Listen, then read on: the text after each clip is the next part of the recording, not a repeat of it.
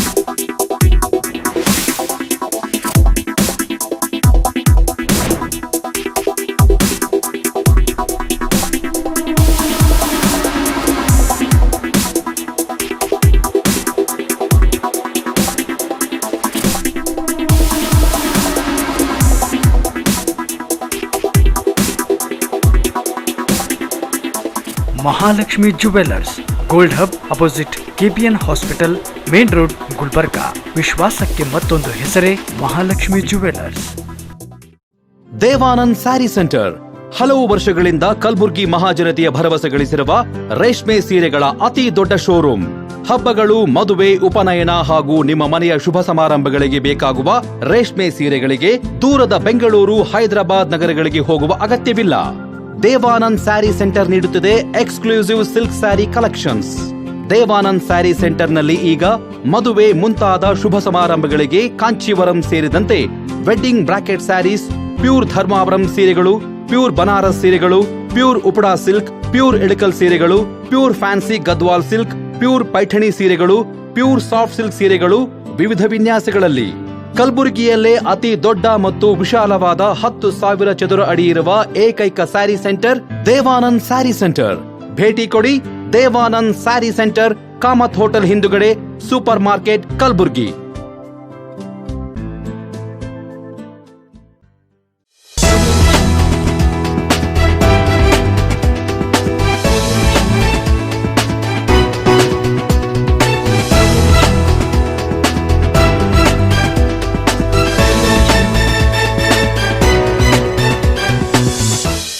ನಮಸ್ಕಾರ. ಇನ್ ಗುಲ್ಬರ್ಗಾ ವಾರ್ತೆಗಳಿಗೆ ಸ್ವಾಗತ. ಮೊದಲಿಗೆ ಹೆಡ್ಲೈನ್ಸ್. ಕಲಬುರಗಿ ತಾಲೂಕಿನ ಸ್ತ್ರೀ ಶಕ್ತಿ ಸಂಘದ ಮಹಿಳೆಯರು ಹಾಗೂ ಅಂಗನವಾಡಿ ಕಾರ್ಯಕರ್ತೆಯವರೊಂದಿಗೆ ಸಂವಾದ ನಡೆಸಿದ ಕರ್ನಾಟಕ ರಾಜ್ಯ ಮಹಿಳಾ ಅಭಿವೃದ್ಧಿ ನಿಗಮದ ಅಧ್ಯಕ್ಷೆ ಶಶಿಕಲಾ ವಿ ಟೆಂಗ್ಲೆ.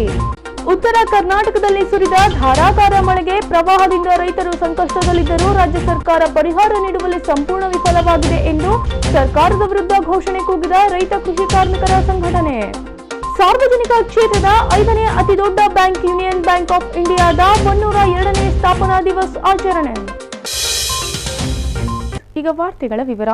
ಕಲಬುರಗಿ ನಗರದ ಅಂಧ ಬಾಲಕರ ಪ್ರೌಢಶಾಲೆ ಆವರಣದಲ್ಲಿ ಕಲಬುರಗಿ ತಾಲೂಕಿನ ಸ್ತ್ರೀ ಶಕ್ತಿ ಸಂಘದ ಮಹಿಳೆಯರು ಹಾಗೂ ಅಂಗನವಾಡಿ ಕಾರ್ಯಕರ್ತೆ ಅವರೊಂದಿಗೆ ಕರ್ನಾಟಕ ರಾಜ್ಯ ಮಹಿಳಾ ಅಭಿವೃದ್ಧಿ ನಿಗಮದ ಅಧ್ಯಕ್ಷೆ ಶಶಿಕಲಾ ವಿ ಟೆಂಗ್ಲೆ ಅವರು ಸಂವಾದ ನಡೆಸಿದರು.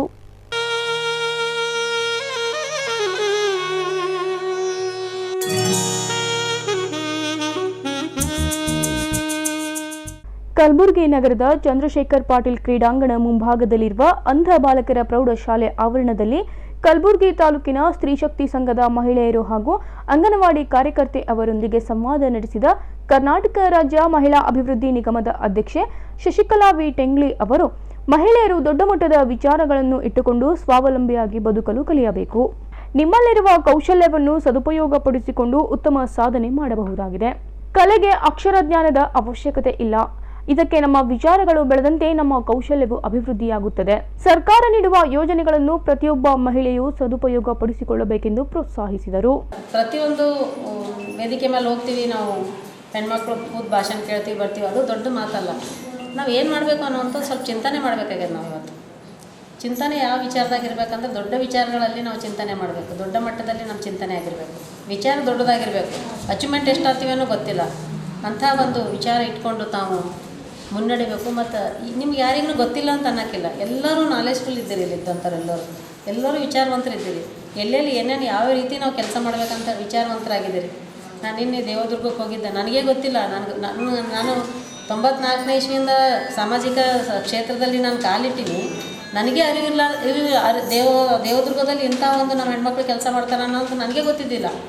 ನಿನ್ನೆ ನಾ ರಾಯಚೂರಿಗೆ ಪ್ರವಾಸ ಇದ್ದಾಗ ಬರ್ತಾ ದೇವದುರ್ಗದ ಯಾರೋ ಒಬ್ಬರು ನಮ್ಮ ಅಭಿಮಾನಿಗಳೊಬ್ಬರು ಹೇಳಿದ್ರು, ಇಂಥಲ್ಲೇ ಹೆಣ್ಮಕ್ಳು ಸುಮಾರು ಒಂದು 100 ಜನ ಹೆಣ್ಮಕ್ಳಿಗೆ ಒಬ್ಬ ಕೆಲಸ ಕೊಟ್ಟಿದ್ದಾರೆ ಅವರು ಸ್ವಾಮಿ ಪೈಕಿ, ನೋಡಿ ಬರ್ರಿ ಆ ಸ್ವಾಮಿಗಳದ್ದು ಅನ್ನಪೂರ್ಣ ಟ್ರಸ್ಟ್ ಅಂತ ತಿಳ್ಕೊಂಡು ಅಂತಂದಾಗ ಅಷ್ಟು ಟೈಮ್ ಮಾಡ್ಕೊಂಡು ಅಲ್ಲಿ ಹೋದೆವು ನೋಡ್ಲಿಕ್ಕೆ. ನಾನು ಭಾಳ ಮನಸ್ಸಿಗೆ ಖುಷಿ ಅನ್ನಿಸ್ತು. ಅಲ್ಲಿ ಅವರು ಹೂವಿನ ಹಾರ, ಮುತ್ತಿನ ಹಾರ ತಯಾರು ಮಾಡ್ತಕ್ಕಂಥದ್ದು ಇಲ್ಲಿ ಬೆಂಗಳೂರು, ಡೆಲ್ಲಿ ಎಲ್ಲ ಕಡೆನೂ ಸ್ವಾಮಿ ಸಂತರು ಜಗದ್ಗುರುಗಳು ಬಂದಾಗ ರುದ್ರಾಕ್ಷಿಯಿಂದ ಮಾಡೋದು ಅದೊಂದು ಭಂಡಾರೇ ತೋರಿಸ್ಬಿಟ್ರು ಅವರು. ಒಂದು ದೊಡ್ಡ ಇಂಥದ್ದೆಲ್ಲ ಹಾಲು ತುಂಬ ಬರೀ ರುದ್ರಾಕ್ಷಿದ ಸರಗಳೇ ಮತ್ತು ಮುತ್ತಿನ ಸರಗಳು. ಅವು ಮಾಡೋಂಥ ಶ್ರಮ ಎಷ್ಟದ. ಸರ ಹಾಕ್ಕೊಂಡು ಹೋದಾಗ ಹಾಕ್ಕೊಂಡಿರ್ತೀವಿ, ತೆಗೆದಿಟ್ಟಿರ್ತೀವಿ, ಅದ್ರ ವ್ಯಾಲ್ಯೂ ನಮ್ಗೆ ಗೊತ್ತಿಲ್ಲ. ಅಮ್ಮ ಫೋನ್ ಬಂದ್ ಮಾಡಮ್ಮ ಅದರ ಒಂದು 5 ನಿಮಿಷ. ಬಟ್ ಆ ಶ್ರಮದ ಒಂದೊಂದು ಮುತ್ತುಗಳು ಹಾಕಿ ಆ ಹೆಣ್ಮಗಳು ಕುಂತು ಕೆಲಸ ಮಾಡ್ಲಾಗತ್ತಾರಲ್ಲ, ಅದು ನೋಡಿ ನಾನು ಭಾಳಷ್ಟು ಮನಸ್ಸಿಗೆ ಖುಷಿ ಅನ್ನಿಸ್ತಾನೆ. ಈ ಥರ ಇಂಥ ಹಾಲಿನಾಗ ಎದ್ರಾಗ ಈ ಥರ ಒಂದು ಲೈನ್, ನಾನು ಸುಮಾರು ಒಂದು 5-6 ಲೈನ್ಗಳು ಈ ಥರ ಕುಂತು ತಂದೆ ತನ್ನ ಹಾರ ಎಷ್ಟದ, ತನ್ನ ಖರ್ಚು ಎಷ್ಟು, ಇವತ್ತೆಷ್ಟು ಉತ್ಪನ್ನ ಮಾಡ್ತೀನಿ ಅನ್ನೋದು ಮಾಡಿ ಅದು ಒಂದು ಕಡೆ ಗಂಟು ಕಟ್ಟಿಟ್ಟು ಮತ್ತೆ ಮರುದಿನ ಬಂದು ಅದೇ ಜಾಗಕ್ಕೆ ಕುಂತು ಮಾಡಿ. ಒಂದು ಅಕ್ಷರ ಕಲೀಲಾರ್ದಂಥ ತಾಯಂದಿರು ಸುಮಾರು 16-17 ಜನ ಸಿಗ್ತಾರಲ್ಲಿ. ಅವ್ರಿಗೆ ಅಕ್ಷರ ಬರೋದಿಲ್ಲ ಅವ್ರಿಗೆ. ನಾ ಹೇಳೋ ಮಾತಿನ ವಿಚಾರ ಏನಂದ್ರೆ, ತಾತ್ಪರ್ಯ ಏನಂದ್ರೆ, ನಾವು ಮಾಡ್ಲಿಕ್ಕೆ ತಯಾರಿರಬೇಕು. ಅದು ಇದಕ್ಕೆ ನಾವು ಸಣ್ಣ ಕೆಲಸ ಮಾಡ್ಲಿಕ್ಕೆ ನಮ್ಗೆ ಎಜುಕೇಷನ್ ಬೇಕಾಗಿಲ್ಲ. ನಾವು ಸ್ವಾವಲಂಬಿಯಾಗಿ ಜೀವನ ಮಾಡೋಕ್ಕೆ ಅಥವಾ ನಮ್ಮ ಬದುಕು ನಾವು ನಿರ್ಮಿಸ್ಕೊಂಡು ನಮ್ಗೆ ಇಲ್ಲೇನಾದ್ರು ಶಿಲ್ಪಿಯು ನಾವೇ ಆಗಬೇಕಾಗಿದೆ ಇವತ್ತು. ಸಮಾರಂಭದಲ್ಲಿ ಮಹಿಳಾ ಮತ್ತು ಮಕ್ಕಳ ಅಭಿವೃದ್ಧಿ ಇಲಾಖೆ ಉಪನಿರ್ದೇಶಕ ಶಿವಶರಣಪ್ಪ, ವೆಂಕಟೇಶ್ ದೇಶಪಾಂಡೆ, ಮಲ್ಲಮ್ಮ ಕಡ್ಲಾ ಉಪಸ್ಥಿತರಿದ್ದರು. ಕಳೆದ ತಿಂಗಳು ಉತ್ತರ ಕರ್ನಾಟಕದಲ್ಲಿ ಸುರಿದ ಧಾರಾಕಾರ ಮಳೆಗೆ ಕಲಬುರಗಿ ನಗರ ಸೇರಿದಂತೆ ಇಡೀ ಜಿಲ್ಲೆ ತತ್ತರಿಸಿದ್ದು, ಜಿಲ್ಲೆಯ ಬಹುತೇಕ ಗ್ರಾಮಗಳು ಪ್ರವಾಹದಿಂದ ಸಂಕಷ್ಟದಲ್ಲಿದ್ದರೂ ರಾಜ್ಯ ಸರ್ಕಾರ ಪರಿಹಾರ ನೀಡುವಲ್ಲಿ ಸಂಪೂರ್ಣ ವಿಫಲವಾಗಿದೆ ಎಂದು ರೈತ ಕೃಷಿ ಕಾರ್ಮಿಕರ ಸಂಘಟನೆ ಜಿಲ್ಲಾಧಿಕಾರಿ ಕಚೇರಿ ಮುಂದೆ ಪ್ರತಿಭಟಿಸಿತು. ಬೆಳೆ ನಷ್ಟ ಪರಿಹಾರವನ್ನು ವಿತರಿಸಿ ಕೂಡಲೇ ಬೆಳೆ ನಷ್ಟ ಪರಿಹಾರವನ್ನು ವಿತರಿಸಿ ಬೆಳೆ ನಷ್ಟ ಪರಿಹಾರ ಕೊಡದ ಸರ್ಕಾರಗಳಿಗೆ ಧಿಕ್ಕಾರ, ಬೆಳೆ ನಷ್ಟ ಪರಿಹಾರ ಕೊಡದ ಸರ್ಕಾರಗಳಿಗೆ ಧಿಕ್ಕಾರ.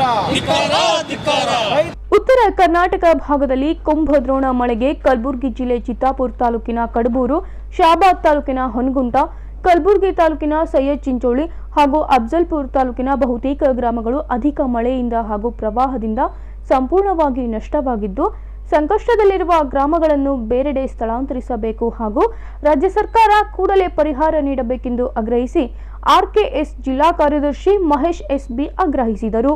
ಸ್ನೇಹಿತರೆ, ನಿಮಗೆಲ್ಲ ತಿಳಿದಿದೆ, ಈ ಕಳೆದ ತಿಂಗಳಲ್ಲಿ ನಡೆದಂಥ ಭಾರೀ ಪ್ರಮಾಣದ ಮಳೆ ಹಾಗೂ ಅದರಿಂದ ಉಂಟಾಗಿರ್ತಕ್ಕಂಥ ನಷ್ಟಕ್ಕೆ ಸರ್ಕಾರಗಳೊಂದು ಎಳ್ಳು ಕಾಳಷ್ಟು ಪರಿಹಾರನ ಒದಗಿಸಿಲ್ಲ ಅಂಥೇಳಿ ನಾವು ಸರ್ಕಾರದ ವಿರುದ್ಧ ಆರೋಪ ಮಾಡ್ತಾ ಇದ್ದೀವಿ. ಇವತ್ತು ಬೆಳೆ ನಷ್ಟ ಪರಿಹಾರಕ್ಕೋಸ್ಕರ ರೈತರು ಎಷ್ಟು ಕಷ್ಟಪಡ್ತಾ ಇದ್ದಾರೆ ಎಲ್ಲ ಗುಲ್ಬರ್ಗ ಜಿಲ್ಲೆದ ಜನತೆಗೆ ಗೊತ್ತಾಗಬೇಕಾಗಿದೆ. ಇವತ್ತು ಬೆಳೆಗಳು ಹಾಳಾಗಿದ್ದಾವೆ, ರಸ್ತೆಗಳು ಹಾಳಾಗಿದ್ದಾವೆ, ಕೃಷಿ ಹೊಂಡಗಳು ಹಾಳಾಗಿದ್ದಾವೆ, ಕ್ಷೇತ್ರ ಬದುಗಳು ಹಾಳಾಗಿದ್ದಾವೆ, ಬ್ರಿಡ್ಜ್ಗಳು ಹಾಳಾಗಿದ್ದಾವೆ, ಊರುಗಳಿಗೆ ಹೋಗಲಿಕ್ಕೆ ರಸ್ತೆಗಳಿಲ್ಲ. ಸೊ ಆದರೆ ಸರ್ಕಾರಗಳು ಮತ್ತು ಜನಪ್ರತಿನಿಧಿಗಳು ಇವತ್ತು ನಿದ್ರೆ ಮಾಡ್ತಾ ಇದ್ದಾರೆ.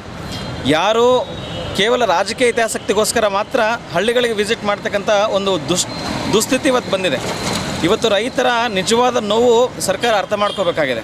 ಇವತ್ತು ರೈತರಿಗೆ ಸ್ಪಂದಿಸಲಿಲ್ಲ ಅಂತಂದರೆ ಇನ್ನೂ ಹಳ್ಳಿಗಳಲ್ಲಿ ಭೀಕರ ಪರಿಸ್ಥಿತಿ ಆಗುತ್ತೆ, ರೈತರು ಆತ್ಮಹತ್ಯೆ ಮಾಡ್ಕೊಳ್ಳೋಂಥ ಒಂದು ಪರಿಸ್ಥಿತಿ ಬರುತ್ತೆ.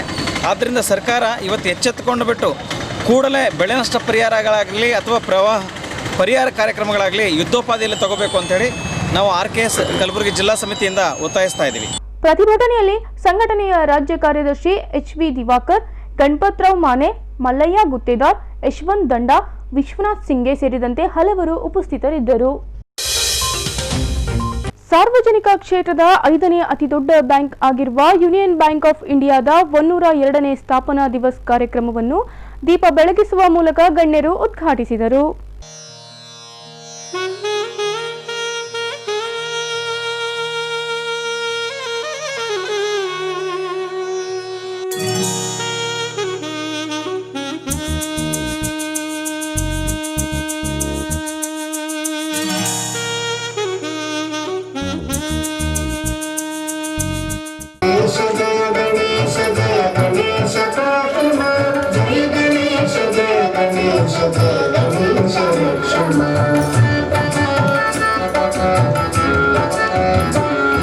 ಮುದ ಕರಾತ ಮೋದ ಕಮಸದ ಮುಕ್ತಿ ಸಾಧಕ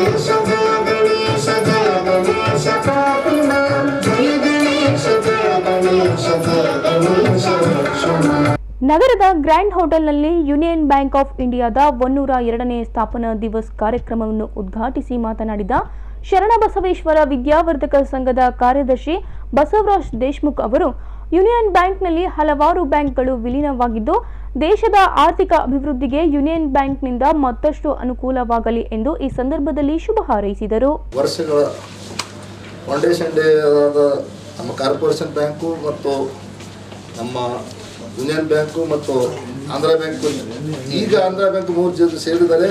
ಆದರೆ 1-2 ವರ್ಷ ಹಿಂದುಗಡೆನೇ Mangaluru base actually corporation bank ಪ್ರಾರಂಭ ಮಾಡಿದ್ದು. ಅವರು ಮಾಡಿದ ವಿಷನ್ ಮತ್ತು ನಮ್ಮ ಎಲ್ಲ ವರ್ಗದವರಿಗೂ ಹೆಲ್ಪ್ ಆಗಲಿ ಅಂಥೇಳಿ ಅವರು ಮಾಡಿದ್ದಾರೆ. ಈ ಭಾಗ ಕಾರ್ಪೊರೇಷನ್ ಬ್ಯಾಂಕ್ ಒಳ್ಳೆ ನಮ್ಮ ಸಂಸ್ಥೆದಲ್ಲೇ ಇದೆ, ಒಂದು ಬ್ಯಾಂಕ್ ಒಳ್ಳೆ ರೀತಿಯಿಂದ ಕೆಲಸ ಮಾಡ್ತಾ ಇದ್ದಾರೆ. ಅದಕ್ಕೋಸ್ಕರ ಇದು ಈ ಶುಭ ಸಂದರ್ಭದಲ್ಲಿ ಇನ್ನೂ ಸರ್ ಕೇಳಿದೆ ನಾನು, ನಮ್ಮ ಅಧ್ಯಕ್ಷತೆ ವಹಿಸಿದಂಥ ನಮ್ಮ ಸರ್ಗಳು ಮತ್ತು ಉಪಸ್ಥಿತರಾದ ನಮ್ಮ ಈಗ ಎಲ್ಲರಿಗೂ ಅಣ್ಣ ತಮ್ಮಂದಿರಿಗೆ ಎಲ್ಲರಿಗೂ ಶುಭ ನಮಸ್ಕಾರ ಮಾಡುತ್ತಾ, ಸರ್ ಕೇಳಿದಾಗ ಅವರು ಈಗ 500 ಮೇಲ್ಪಟ್ಟೆ 3 ಬ್ಯಾಂಕ್ ಮರ್ಜ್ ಮಾಡಿದ್ದಾರೆ, 5,000 ಮೇಲ್ಪಟ್ಟು ಆಗಿದ್ದಾರೆ. ಈ ಬ್ಯಾಂಕಿನ ವ್ಯವಹಾರ ಆ್ಯಕ್ಚುಲಿ ನಮ್ಮ ಆರ್ಥಿಕ ಪರಿಸ್ಥಿತಿ ನಮ್ಮ ಭಾರತ ದೇಶದ ಎಲ್ಲ ಅಂದರೆ ಗ್ರಾಹಕರಿಗೆ ಎಲ್ಲರಿಗೂ ಒಳ್ಳೆಯದಾಗಲಿ ಅಂತ ಸಂದರ್ಭದಲ್ಲಿ ಒಳ್ಳೆಯದಾಗಲಿ ಅಂತ ಶರಣರಲ್ಲಿ ಕೇಳಿ ನಮ್ಮನ್ನು ಕರೆಸಿ ನಮ್ಮನ್ನು ಸನ್ಮಾನ ಮಾಡಿದಂಥ ನಮ್ಮ ಬ್ಯಾಂಕಿನ ಎಲ್ಲರಿಗೂ ಧನ್ಯವಾದ ಹೇಳುತ್ತಾ, ಭಾರತದಲ್ಲಿ 5ನೇ ಅತಿದೊಡ್ಡ ಬ್ಯಾಂಕ್ ಆಗಿರುವ ಯೂನಿಯನ್ ಬ್ಯಾಂಕ್ ಆಫ್ ಇಂಡಿಯಾ ದೇಶಾದ್ಯಂತ 9,500 ಶಾಖೆಗಳನ್ನು ಹೊಂದಿದ್ದು ನಮ್ಮೆಲ್ಲ ಗ್ರಾಹಕರಿಗೆ ಬೆಲೆ ಕೊಡುತ್ತವೆ. ಯೂನಿಯನ್ ಬ್ಯಾಂಕ್ ಆಫ್ ಇಂಡಿಯಾ ಇದು 1919ರಲ್ಲಿ ಮುಂಬೈನಲ್ಲಿ ಮೊದಲ ಶಾಖೆ ಆರಂಭವಾಗಿತ್ತು. ಇದರ ಉದ್ಘಾಟನೆಯನ್ನು ಮಹಾತ್ಮ ಗಾಂಧಿಯವರು ನೆರವೇರಿಸಿದರು ಎಂಬ ಹೆಗ್ಗಳಿಕೆ ಈ ಬ್ಯಾಂಕ್ದಾಗಿದೆ ಎಂದು ಮ್ಯಾನೇಜರ್ ಟಿ.ಎ. ನಾರಾಯಣ್ ಅವರು ಬ್ಯಾಂಕ್ನ ಸಾಧನೆ ಹಾಗೂ ನಡೆದುಕೊಂಡು ಬಂದ ದಾರಿಯ ಕುರಿತು ಮಾತನಾಡಿದರು. Our bank is now the 5th largest bank of India. In terms of network, we are the 4th largest bank of India. So this individually we had the erstwhile banks. When it came together, it has formed into a very great strength in size and volume. So now we have around 9,500 branches, and to be precisely, because I don't have much papers like what Chandrasekhar was having, so we have total delivery channel of 31,318, which consists of 9,590 branches, 13,287 ATMs, 8,230 business correspondent points, 90 Saral outlets, which handles credit proposal of more than 50 lakhs, and 121 ULPs, which takes care of the retail loan products. So total we have a total delivery point of 31,380, which is much more than the branch network, the erstwhile Corporation Bank, Andhra Bank together. So we have really become very big. We have really become very big, but at the same time, we should not forget our roots from where we have developed into this size.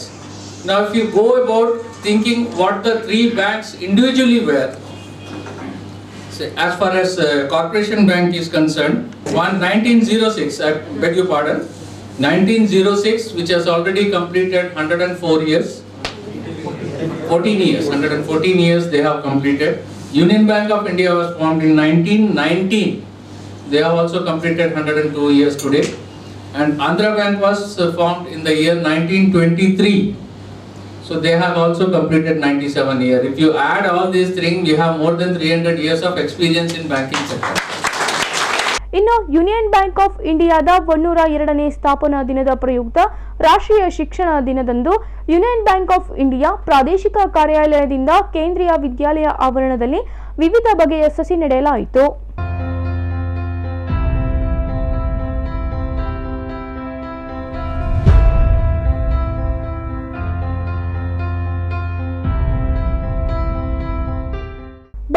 ಕುರಿತು ವಲಯ manager TA. Narayan ಅವರು ಮಾತನಾಡಿದರು. 5 districts we are covering.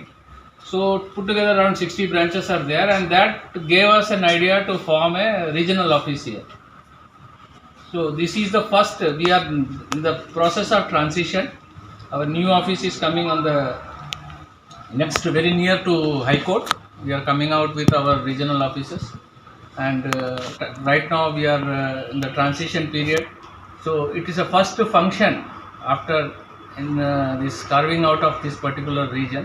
So that is also a proud moment for us, and leading my team to this function, to an educational institution, again I am very proud of it, because as already he has said,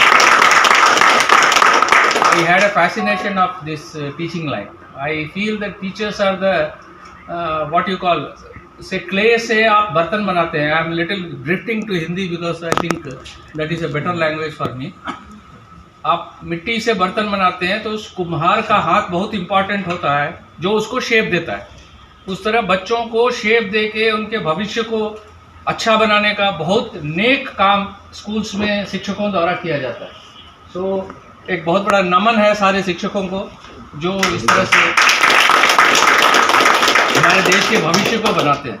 तो हमें शुरू से ही ये attraction रहा है educational institution से जुड़ने का. मैंने कोशिश की है जहाँ भी रहा हूँ कहीं न कहीं से किसी न किसी कारण से जुड़ूं, और आपके प्रबंधक जी ने यहाँ में मौका दिया एक ट्री प्लांटेशन करने का. उसके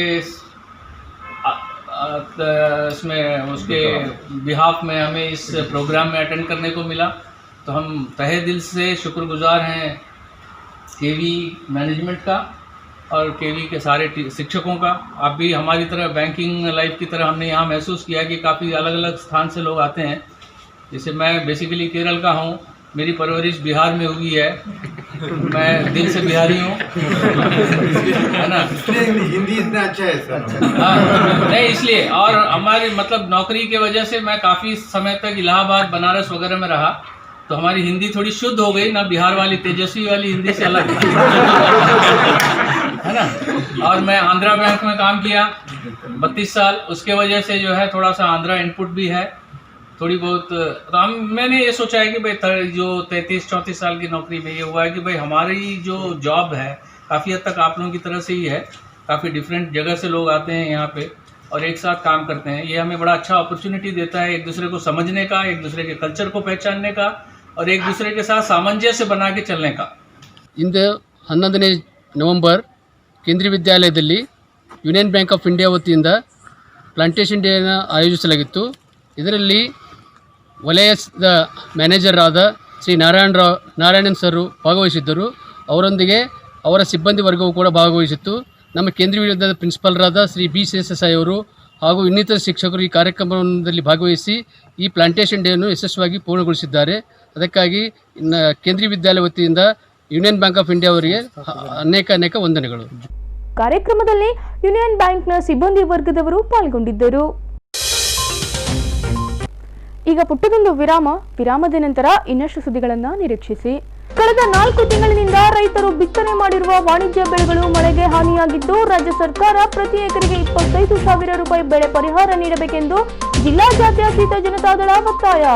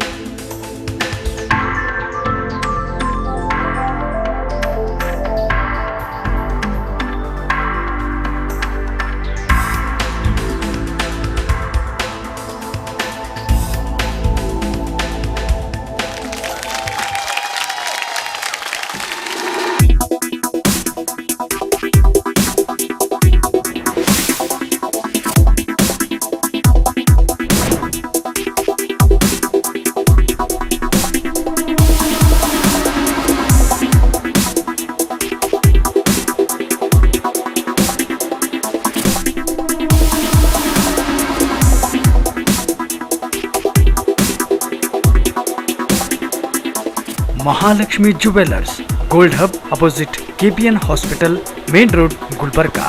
ವಿಶ್ವಾಸಕ್ಕೆ ಮತ್ತೊಂದು ಹೆಸರೇ ಮಹಾಲಕ್ಷ್ಮಿ ಜುವೆಲ್ಲರ್ಸ್. ದೇವಾನಂದ್ ಸ್ಯಾರಿ ಸೆಂಟರ್ ಹಲವು ವರ್ಷಗಳಿಂದ ಕಲಬುರ್ಗಿ ಮಹಾಜನತೆಯ ಭರವಸೆ ಗಳಿಸಿರುವ ರೇಷ್ಮೆ ಸೀರೆಗಳ ಅತಿ ದೊಡ್ಡ ಶೋರೂಮ್. ಹಬ್ಬಗಳು, ಮದುವೆ, ಉಪನಯನ ಹಾಗೂ ನಿಮ್ಮ ಮನೆಯ ಶುಭ ಸಮಾರಂಭಗಳಿಗೆ ಬೇಕಾಗುವ ರೇಷ್ಮೆ ಸೀರೆಗಳಿಗೆ ದೂರದ ಬೆಂಗಳೂರು, ಹೈದರಾಬಾದ್ ನಗರಗಳಿಗೆ ಹೋಗುವ ಅಗತ್ಯವಿಲ್ಲ. ದೇವಾನಂದ್ ಸ್ಯಾರಿ ಸೆಂಟರ್ ನೀಡುತ್ತಿದೆ exclusive silk sari collections. Devanand sari ಸೆಂಟರ್ನಲ್ಲಿ ಈಗ ಮದುವೆ ಮುಂತಾದ ಶುಭ ಸಮಾರಂಭಗಳಿಗೆ ಕಾಂಚೀವರಂ ಸೇರಿದಂತೆ wedding bracket saris, pure Dharmavaram ಸೀರೆಗಳು, ಪ್ಯೂರ್ ಬನಾರಸ್ ಸೀರೆಗಳು, pure Uppada silk, pure Ilkal ಸೀರೆಗಳು, pure fancy Gadwal silk, pure Paithani ಸೀರೆಗಳು, ಪ್ಯೂರ್ ಸಾಫ್ಟ್ ಸಿಲ್ಕ್ ಸೀರೆಗಳು ವಿವಿಧ ವಿನ್ಯಾಸಗಳಲ್ಲಿ. ಕಲಬುರಗಿಯಲ್ಲೇ ಅತಿ ದೊಡ್ಡ ಮತ್ತು ವಿಶಾಲವಾದ 10,000 ಚದುರ ಅಡಿ ಇರುವ ಏಕೈಕ ಸ್ಯಾರಿ ಸೆಂಟರ್ ದೇವಾನಂದ್ ಸ್ಯಾರಿ ಸೆಂಟರ್. ಭೇಟಿ ಕೊಡಿ. ದೇವಾನಂದ್ ಸ್ಯಾರಿ ಸೆಂಟರ್, ಕಾಮತ್ ಹೋಟೆಲ್ ಹಿಂದುಗಡೆ, ಸೂಪರ್ ಮಾರ್ಕೆಟ್, ಕಲಬುರ್ಗಿ.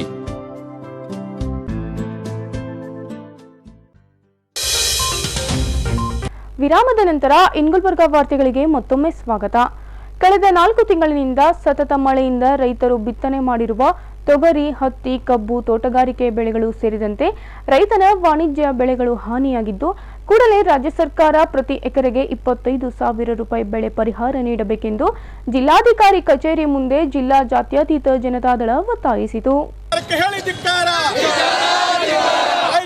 ಬಿಜೆಪಿ ಸರ್ಕಾರಕ್ಕೆ ಹೇಳಿ ಧಿಕ್ಕಾರ. ರೈತರನ್ನು ಕಡೆಗಣಿಸಿರುವ ಬಿಜೆಪಿ ಸರ್ಕಾರಕ್ಕೆ ಹೇಳಿ ಧಿಕ್ಕಾರ.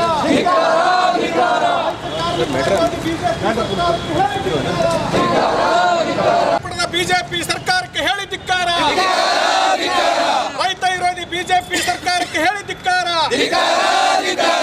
ಕಲಬುರಗಿ ಜಿಲ್ಲೆಯಲ್ಲಿ ಭಾರೀ ಮಳೆಯಿಂದ ಬೆಳೆಹಾನಿ ಒಂದೆಡೆಯಾದರೆ ಭೀಮಾ, ಕಾಗೇಣ, ಬೆಣ್ಣೆತೋರ, ಮುಲ್ಲಾಮಾರಿ, ಅಮರ್ಜಾ ನದಿಗಳು ತುಂಬಿ ಹರಿದು ಅನೇಕ ಗ್ರಾಮಗಳು ಜಲಾವೃತಗೊಂಡು ಜನಸಾಮಾನ್ಯರ ಬದುಕು ನೀರುಪಾಲಾಗಿದೆ. ಮನೆಗಳಲ್ಲಿನ ದವಸ ಧಾನ್ಯಗಳು ಸಹ ಹಾನಿಯಾಗಿದ್ದು, ಸರ್ಕಾರ ಇದುವರೆಗೆ ರೈತರ ಸಂಕಷ್ಟಕ್ಕೆ ಪರಿಹಾರ ಒದಗಿಸಿಲ್ಲ. ಸರ್ಕಾರ ಉತ್ತರ ಕರ್ನಾಟಕ ಭಾಗದಲ್ಲಿನ ಪ್ರವಾಹಕ್ಕೆ ತುತ್ತಾಗಿರುವ ಪ್ರದೇಶಗಳನ್ನು ಸ್ಥಳಾಂತರಗೊಳಿಸಬೇಕು ಎಂದು ಜಿಲ್ಲಾ ಮಹಾಪ್ರಧಾನ ಕಾರ್ಯದರ್ಶಿ ಶಾಮರಾವ್ ಸೂರನ್ ಒತ್ತಾಯಿಸಿದರು. ನಾವು ಜಿಲ್ಲಾ ಜಾತ್ಯತೀತ ಜನತಾದಳ ಪಕ್ಷದ ವತಿಯಿಂದ ಜಿಲ್ಲೆಯಲ್ಲಿ ರೈತರಿಗೆ ಆದಕ್ಕಂಥ 4 ತಿಂಗಳ ಮಳೆಗಾಲದಿಂದ ಆಗಿರ್ತಕ್ಕಂಥ ಹಾನಿ ಮತ್ತು ಪರಿಹಾರ ಕೊಡಬೇಕು. ಅವರಿಗೆ ಮುಳುಗಡೆ ಆಗಿರ್ತಕ್ಕಂಥ ಮನೆಗಳನ್ನು ಹೊಸ ಬಡಾವಣೆ ನಿರ್ಮಿಸಬೇಕು.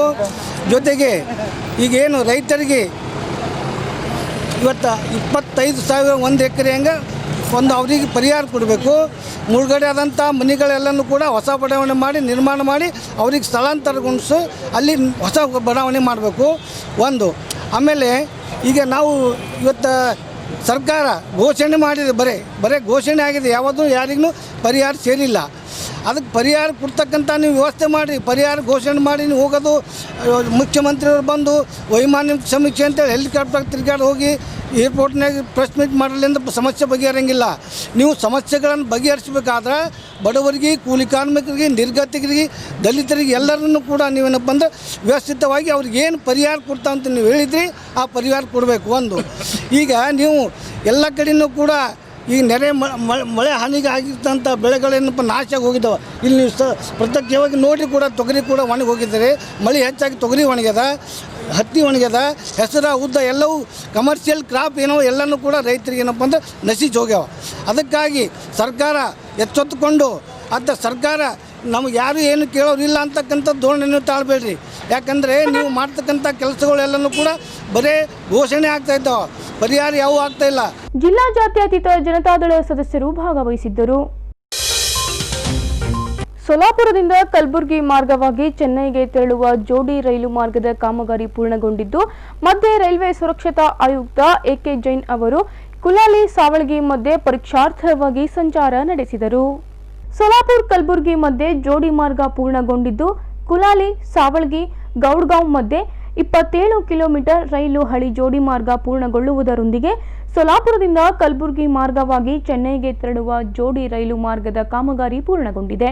ವಿದ್ಯುತ್ ಚಾಲಿತ ಎಂಜಿನ್ ಮೂಲಕ ವೇಗವಾಗಿ ರೈಲು ಸಾಗಲಿರುವುದರಿಂದ ರೈಲುಗಳ ಕ್ರಾಸಿಂಗ್ಗಾಗಿ ನಿಲ್ಲುವ ಅಗತ್ಯ ಬರುವುದಿಲ್ಲ. ಸುವರ್ಣ ಚತುಷ್ಫಲ ಜೋಡಿ ಮಾರ್ಗ ನಿರ್ಮಾಣ ಮಾಡುವ ಮೂಲಕ ದೇಶದ 4 ಮಹಾನಗರ ಮಧ್ಯೆ ಸಂಪರ್ಕ ಕಲ್ಪಿಸಿದಂತಾಗುತ್ತದೆ.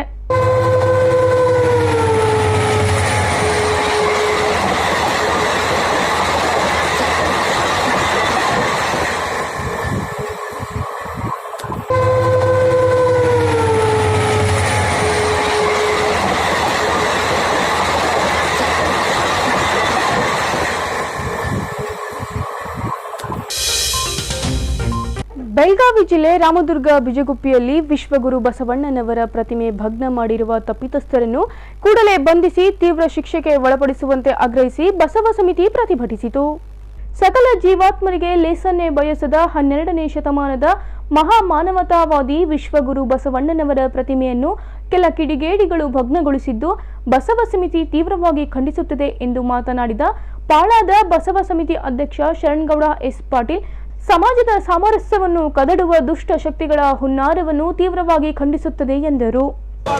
ರಾಮದುರ್ಗ ತಾಲೂಕಿನ ಬಿಜಗುಪ್ಪಿ ಗ್ರಾಮದಲ್ಲಿ ವಿಶ್ವಗುರು ಬಸವೇಶ್ವರ ಮೂರ್ತಿಯನ್ನು ಭಗ್ನಗೊಳಿಸಿದ್ದಕ್ಕಾಗಿ ನಾವು ಈ ಹೋರಾಟ ಮಾಡಲು ಬಂದಿದ್ದೇವೆ.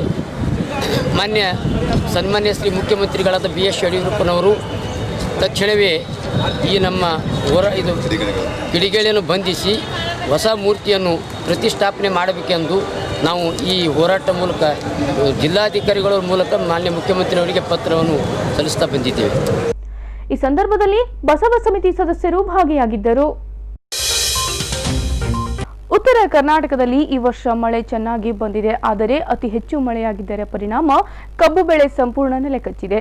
ಸಕ್ಕರೆ ಕಾರ್ಖಾನೆಯವರು ಈಗಾಗಲೇ ಕಬ್ಬು ನರಿಸುವ ಕಾರ್ಯಕ್ರಮ ಆರಂಭ ಮಾಡಿದ್ದು ಕೃಷಿ ದರ ನಿಗದಿಗೊಳಿಸಬೇಕೆಂದು ಮಾಜಿ ಶಾಸಕ BR ಪಾಟೀಲ್ ಸುದ್ದಿಗೋಷ್ಠಿಯಲ್ಲಿ ಮಾತನಾಡಿದರು.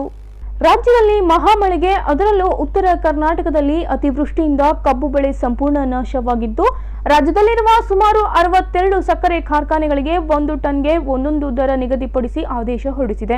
ರೈತರು ಕಬ್ಬು ಬೆಳೆಗೆ ದರ ನಿಗದಿಪಡಿಸಬೇಕು. ಸರ್ಕಾರ ನಿಗದಿಪಡಿಸಿರುವ ದರಕ್ಕೆ ಸಕ್ಕರೆ ಕಾರ್ಖಾನೆಯವರು ಅನುಷ್ಠಾನ ಮಾಡುತ್ತಾರೆ ಎಂಬುದೇ ಅನುಮಾನವಾಗಿದೆ.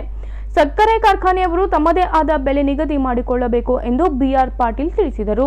ಈ ವರ್ಷ ಮಳೆ ಉತ್ತಮವಾಗಿ ಬಂದು ಅತಿ ಹೆಚ್ಚು ಮಳೆ ಬಿದ್ದ ಮೇಲೆ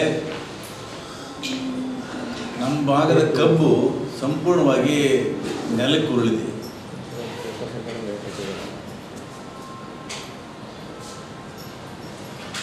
ಇದು ರಾಜ್ಯ ಸರ್ಕಾರ ಕೂಡ ಗೊತ್ತಿದೆ, ಇದು ಹಾನಿಯಾದದ್ದು.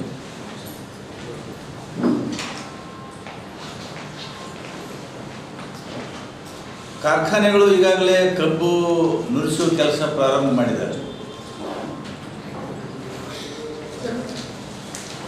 ಕಬ್ಬಿನ ಸಕ್ಕರೆ ಕಾರ್ಖಾನೆಯವರು ಈ ಕೇನ್ ಕ್ರಷಿಂಗು ಪ್ರಾರಂಭ ಮಾಡಿದ್ದಾರೆ.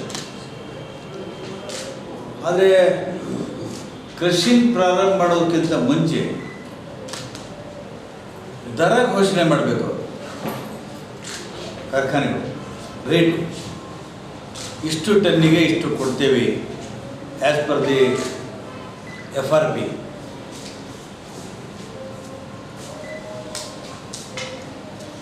FRP ಅಂತ ಒಂದು ಭಾರತ ಸರ್ಕಾರದಿಂದ ನಿಗದಿ ಆಗ್ತದೆ. ವಿವಿಧ ರಾಜ್ಯಗಳಿಗೆ ವಿವಿಧ ನಿಯಮಗಳನ್ನು ಪಾಲಿಸಿ ಅವರೊಂದು ಆದೇಶ ಹೊರಡಿಸ್ತಾರೆ. ಕರ್ನಾಟಕ ಮಟ್ಟಿಗೂ ಕೂಡ FRP ಘೋಷಣೆ ಮಾಡಿದ್ದಾರೆ. ಕಲಬುರಗಿ ಜಿಲ್ಲೆ ಬಂದಾಗ NSL ಶುಗರ್ ಫ್ಯಾಕ್ಟರಿ ಬೂಸ್ನೂರು ಆಳಂದ ಇದರ ದರವನ್ನು ನುರಿಸಿದ ಕಬ್ಬಿನ ಪ್ರಮಾಣ ಮೆಟ್ರಿಕ್ ಟನ್ಗಳಲ್ಲಿ ಅಂಥೇಳಿ ಕಾಲಮ್ ಮಾಡ್ಕೊಂಡು ಹೋಗಿದ್ದಾರೆ. ಕೊನೆಗೆ ರೇಟ್ ಹೇಳ್ಬಿಡ್ತೀನಿ ನಿಮಗೆ. 2020-21ನೇ ಸಾಲಿಗೆ ಪ್ರತಿ ಮೆಟ್ರಿಕ್ ಟನ್ನಿಗೆ ಪಾವತಿಸಬೇಕಾದ ನ್ಯಾಯ ಮತ್ತು ಲಾಭದಾಯಕ ಬೆಲೆ FRP, ನ್ಯಾಯ ಮತ್ತು ಲಾಭದಾಯಕ ಬೆಲೆ. ಈ ಬೂಸ್ನೂರು ಶುಗರ್ ಫ್ಯಾಕ್ಟ್ರಿಗೆ ಅವ್ರು ನಿಗದಿ ಮಾಡಿದಂಥ ದರ ಅಂದರೆ 2,756 ರೂಪಾಯಿ ಪ್ರತಿ ಟನ್ನಿಗೆ. 2,756 ರೂಪಾಯಿ ಪ್ರತಿ ಟನ್ನಿಗೆ.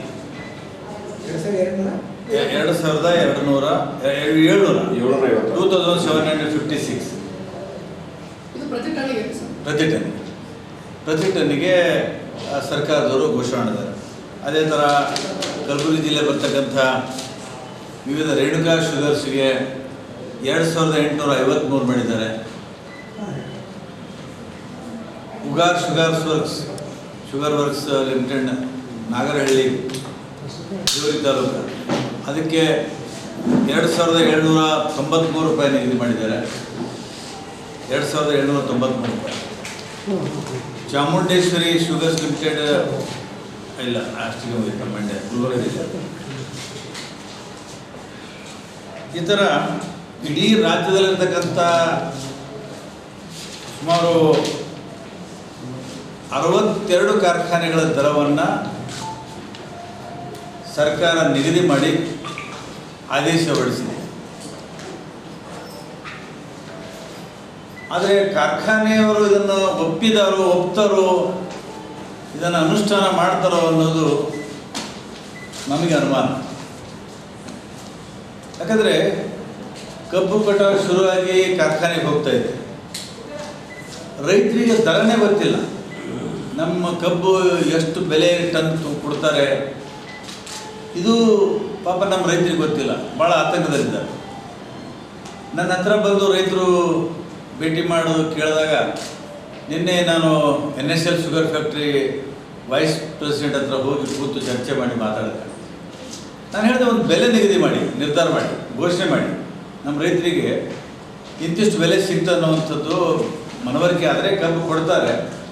ಕೊಡದೆ ಹೋದರೆ ಅವರು ಬೇರೆ ದಾರಿ ನೋಡ್ಕೋತಾರೆ, ಬೇರೆ ಕಾರ್ಖಾನೆಗಾರ ಕೊಡ್ಬೋದು ಅಥವಾ ಬೆಲ್ಲ ಮಾಡ್ಬೋದು, ಪರ್ಯಾಯ ಮಾರ್ಗ ಹುಡ್ಕೋಬೋದು.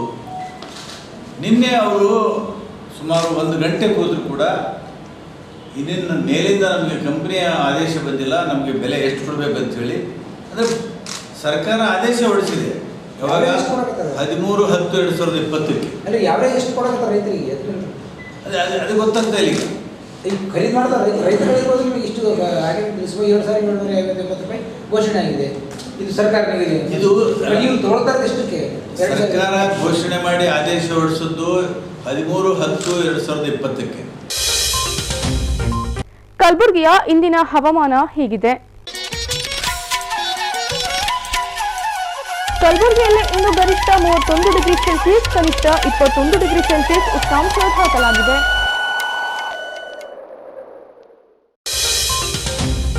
ಕೊನೆಯಲ್ಲಿ ಮತ್ತೊಮ್ಮೆ ಹೆಡ್ಲೈನ್ಸ್. ಕಲಬುರಗಿ ತಾಲೂಕಿನ ಸ್ತ್ರೀ ಶಕ್ತಿ ಸಂಘದ ಮಹಿಳೆಯರು ಹಾಗೂ ಅಂಗನವಾಡಿ ಕಾರ್ಯಕರ್ತೆಯವರೊಂದಿಗೆ ಸಂವಾದ ನಡೆಸಿದ ಕರ್ನಾಟಕ ರಾಜ್ಯ ಮಹಿಳಾ ಅಭಿವೃದ್ಧಿ ನಿಗಮದ ಅಧ್ಯಕ್ಷೆ ಶಶಿಕಲಾ ವಿ ಟೆಂಗ್ಲೆ. ಉತ್ತರ ಕರ್ನಾಟಕದಲ್ಲಿ ಸುರಿದ ಧಾರಾಕಾರ ಮಳೆಗೆ ಪ್ರವಾಹದಿಂದ ರೈತರು ಸಂಕಷ್ಟದಲ್ಲಿದ್ದರೂ ರಾಜ್ಯ ಸರ್ಕಾರ ಪರಿಹಾರ ನೀಡುವಲ್ಲಿ ಸಂಪೂರ್ಣ ವಿಫಲವಾಗಿದೆ ಎಂದು ಸರ್ಕಾರದ ವಿರುದ್ಧ ಘೋಷಣೆ ಕೂಗಿದ ರೈತ ಕೃಷಿ ಕಾರ್ಮಿಕರ ಸಂಘಟನೆ. ಸಾರ್ವಜನಿಕ ಕ್ಷೇತ್ರದ 5ನೇ ಅತಿದೊಡ್ಡ ಬ್ಯಾಂಕ್ ಯೂನಿಯನ್ ಬ್ಯಾಂಕ್ ಆಫ್ ಇಂಡಿಯಾದ 102ನೇ ಸ್ಥಾಪನಾ ದಿವಸ್ ಆಚರಣೆ. ಇಲ್ಲಿಗೆ ಗುಲ್ಬರ್ಗ ವಾರ್ತೆಗಳು ಮುಕ್ತಾಯವಾಯಿತು. ಮುಂದಿನ ಸಂಚಿಕೆಯಲ್ಲಿ ಮತ್ತೆ ಭೇಟಿಯಾಗೋಣ. ವಂದನೆಗಳು.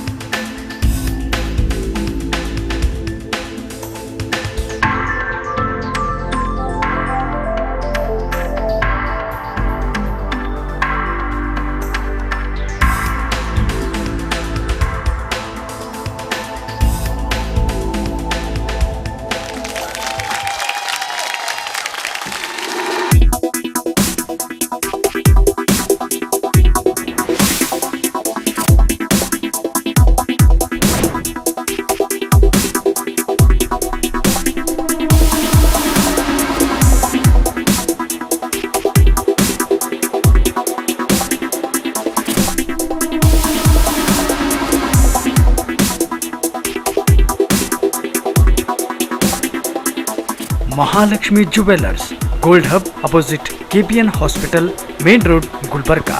ವಿಶ್ವಾಸಕ್ಕೆ ಮತ್ತೊಂದು ಹೆಸರೇ ಮಹಾಲಕ್ಷ್ಮಿ ಜುವೆಲ್ಲರ್ಸ್.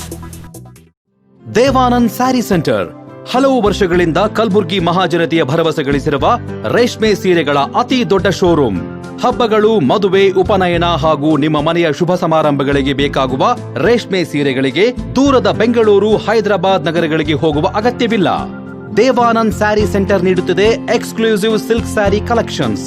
ದೇವಾನಂದ್ ಸ್ಯಾರಿ ಸೆಂಟರ್ನಲ್ಲಿ ಈಗ ಮದುವೆ ಮುಂತಾದ ಶುಭ ಸಮಾರಂಭಗಳಿಗೆ ಕಾಂಚೀವರಂ ಸೇರಿದಂತೆ wedding bracket saris, pure Dharmavaram ಸೀರೆಗಳು, ಪ್ಯೂರ್ ಬನಾರಸ್ ಸೀರೆಗಳು, pure Uppada silk, pure Ilkal ಸೀರೆಗಳು, pure fancy Gadwal silk, pure Paithani ಸೀರೆಗಳು, ಪ್ಯೂರ್ ಸಾಫ್ಟ್ ಸಿಲ್ಕ್ ಸೀರೆಗಳು ವಿವಿಧ ವಿನ್ಯಾಸಗಳಲ್ಲಿ.